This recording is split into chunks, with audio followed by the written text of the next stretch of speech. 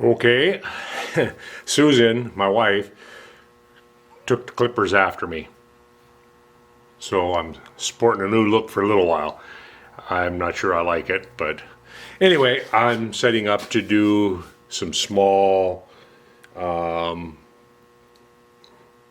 coils, ignition coils, and I'm just gonna go through the whole process. I don't know if I ever went through the whole process or not. I think I went through making the mandrels for making the bobbin. So what I have is I have a mandrel for a 1/4 inch squared bobbin, and that's the drive. Oh, right here. And I have one for 3/16. Oh, this is the drive. Sorry. What did I do with the man? Oh, here it is. I kept it all together in a little tub here. So here's the broach for broaching the square. So what we're going to do is I'm going to go over and turn up. This is like 3 times scale. Turn up some bobbins, and I'm going to turn up more than one. I'm going to turn up like maybe 3 or 4 of them, and they'll be the size that fit into, I was saying a D battery. It's not a D battery, it's a C, I think. Where is the size on these buggers? Yep, C size. So that's the size that's the size coil. It'll fit inside here.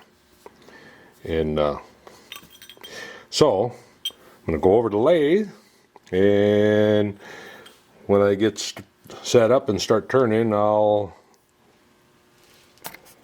be back. So until then. Okay, over on the lathe here.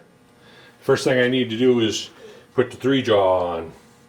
So I need to take my 5C collet adapter out of here, and put the 3-jaw on. So first thing I need to do is take the handle off the back here, which is just 2 Allen bolts. It takes a second here. You don't have to take it all the way off. Wrong size Allen wrench.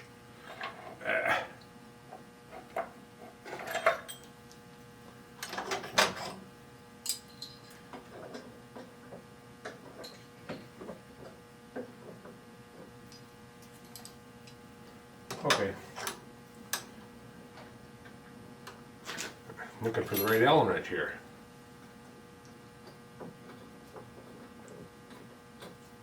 There we go.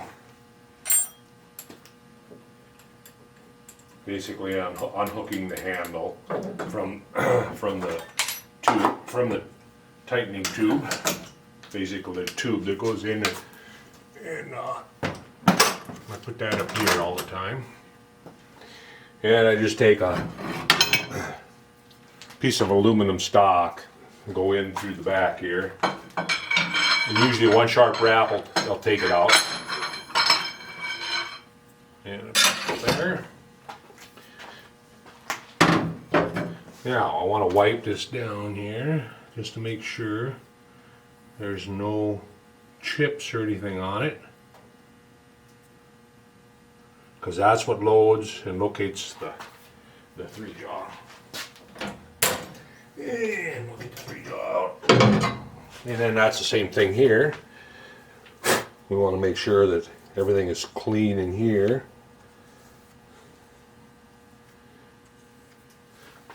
And then we'll put that on.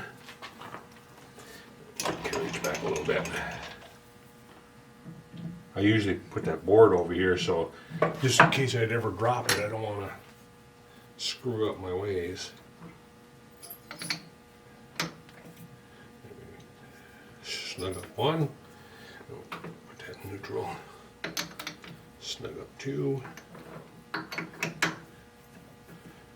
Tighten 3. Tighten 1. Tighten 2. material in.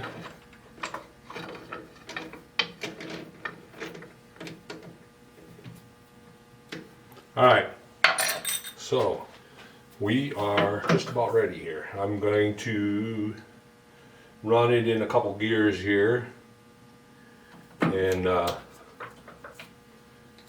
usually do that to get the oil circulating. Like I say, I don't know if that's necessary, but I do it anyway. And drawing is up here. It's going to be 150 long.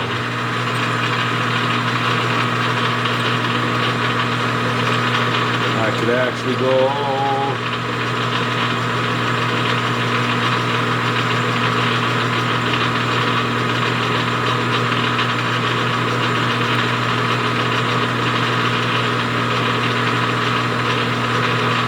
I'm going to go 1 inch 350 long instead of 150.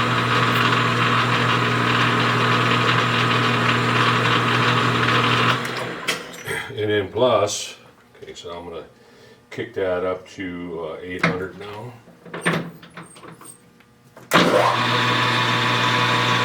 Make sure all the gears and everything are getting well lubed first. Alright, so what we want to do is I have a diameter of, did I put that diameter? Yeah, 950 there. It just has to be small enough to fit into this C. So what do we got here? We've got 960, so 950 will be just fine. It would be nice if I went to a size collet that I have, which would be a 937. Although I'm going to use the mandrel to turn them. I'm going to go 937. I'm just going to go 937. They're 1 inch, 1 inch 100 and something. No, 1 inch 60, I think.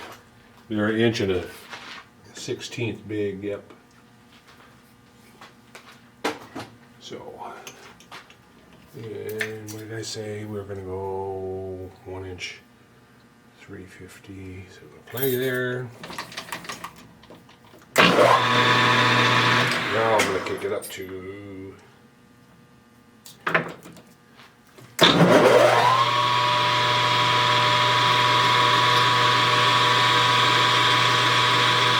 so take a cut there and see where I'm at.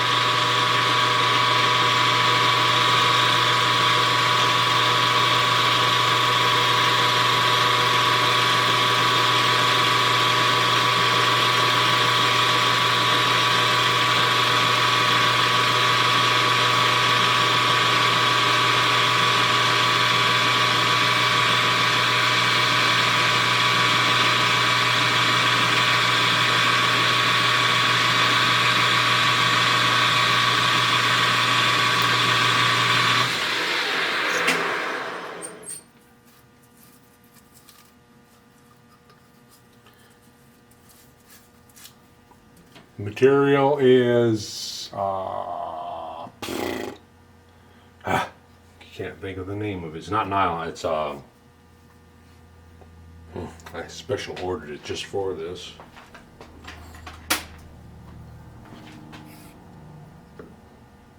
It'll come to me. We are at 1 inch 35.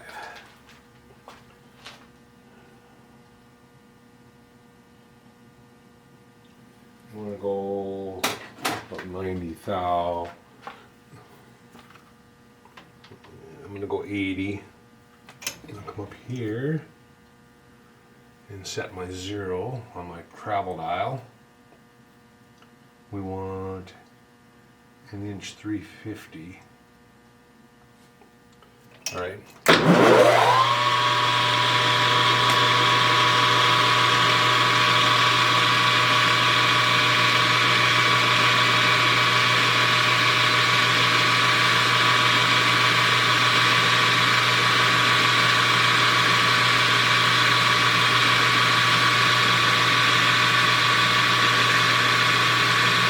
inch. Gotta leave room for a part off blade also.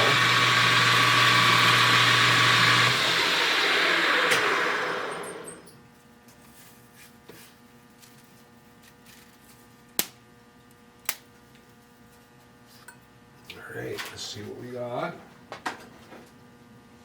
Like I say, I just want it to fit over that can. Anything that'll fit into that can. So we are at 955. Not quite. So it'll be about the dimension of my collet that I have.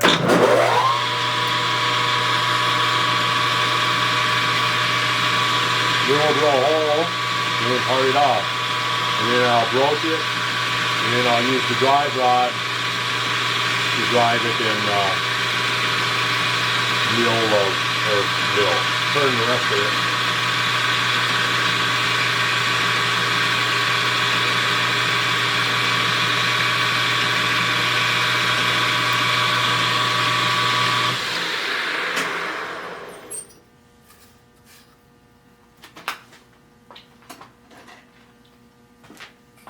And we are at, yeah, we're at 1 inch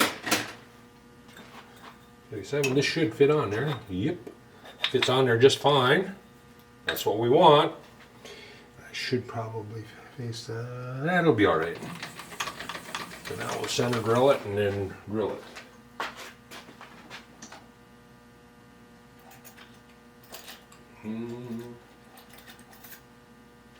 And we want to drill it with maybe one drill size over a 3/16. We don't need the full square.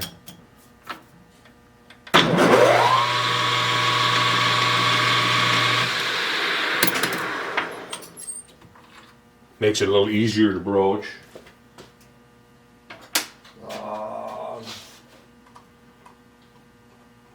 Yeah, 203. We'll go with the 203.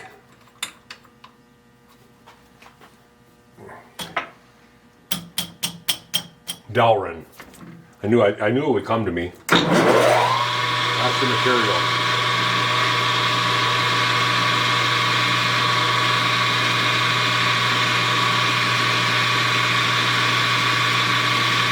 Want to make sure I go deep enough now. 1 inch 350. 1, 2, 3, 4, 5, 6, 7, 8, 9, 10, 11, 12, 13.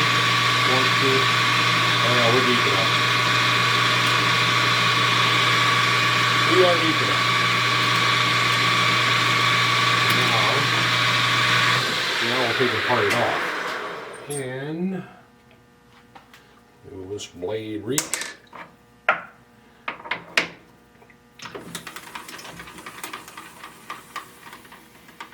Oh, yep, it'll reach. And the length isn't anything critical either, really, other than it has to fit in here, and we're going to go 1 inch 350. 1 inch 300 and approximately 50.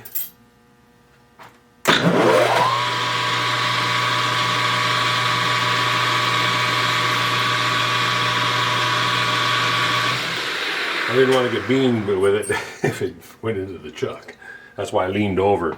All right, now we're going to broach. We're going to send the broach through the hole. We'll get the broach. Get the broach rod. And what we do is we take and just basically press that through. I made the broach out of, it's actually a heat-treated stainless. What I did was I turned the taper on it from here up, and then I went in with a blade that was cutting deeper toward the chuck, and it just went in, and I don't know how to describe it, but it works. So let's go over to the mill. The mill was kind of a mess from that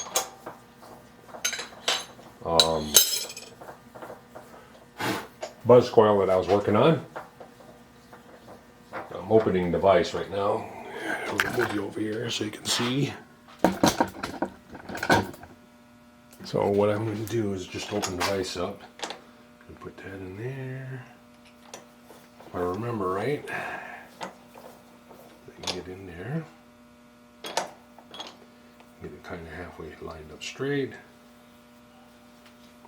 And just press it on in. It usually takes about 3 or 4 strokes through it to get it to where. Okay, and then I just go over actually over the cap screw hole.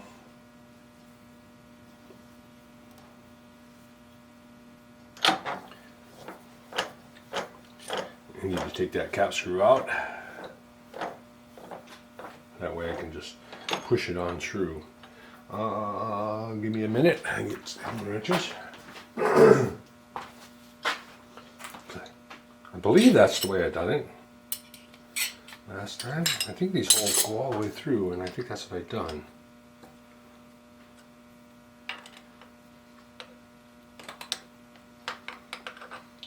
It's been a while since I made any of these.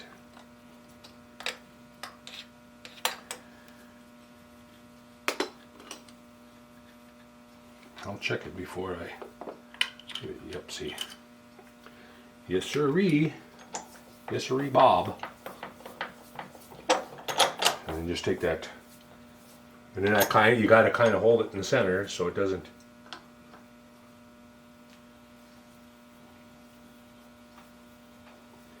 And press it on through. You can feel when the last one gets out, it gets quite a bit easier. And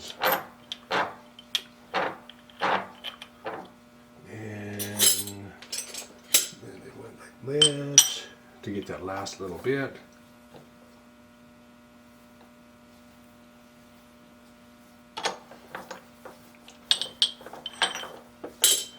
I wish I had arbor. I do have an arbor press, but I don't have it set up on my bench anywhere or to where I can use it. I need to do that. So now I need to find a pin to push through there.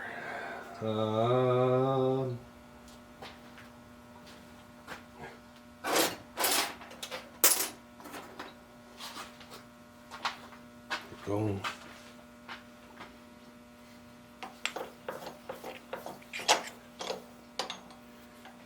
It's just a little bit of fiddling around, basically, to get it to.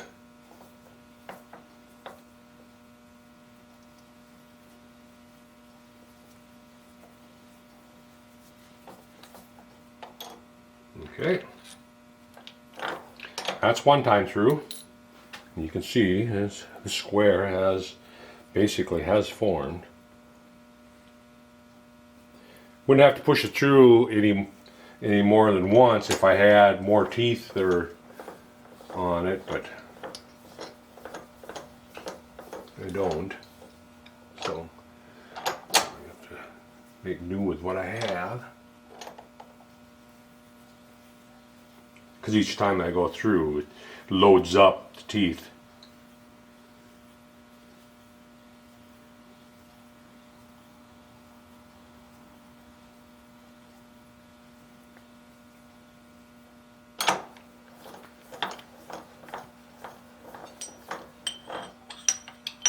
I'm just putting the parallel in to get that last bit that is sinking into the cap screw on this side. So once I can start pulling it through by hand, then I know it's there, it's ready. Then I can then I'll set that mandrel up and or the broach up, not the broach, the drive rod that I have, and use that to finish them off, turn the middle out of them. All right, now let's go this way.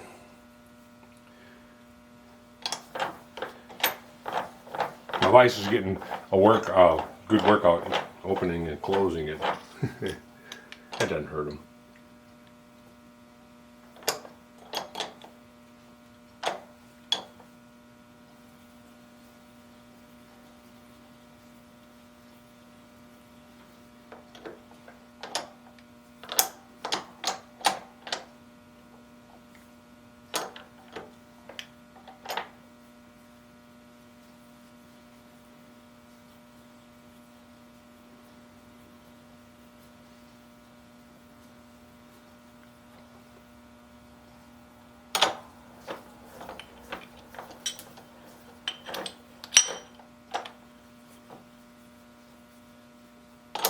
I think I can just about pull that out by hand now. Yep. And then I send it through a couple more times by hand. Just, well, maybe I'll have to go one more time. Yeah. There's not enough. Not enough to.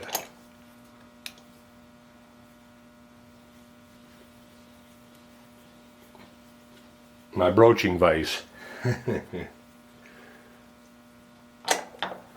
Well, once you get this far, then you can,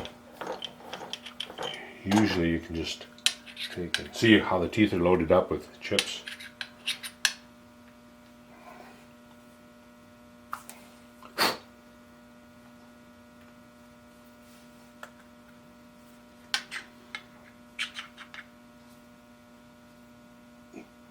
Yeah, just not quite. Close. I'll go get the drive mandrel here and after this one here and see how it fits in there. Don't want it to fit too loose in there either.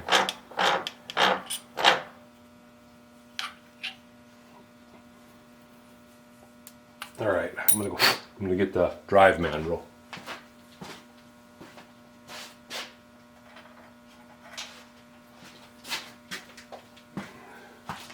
So here's the drive mandrel.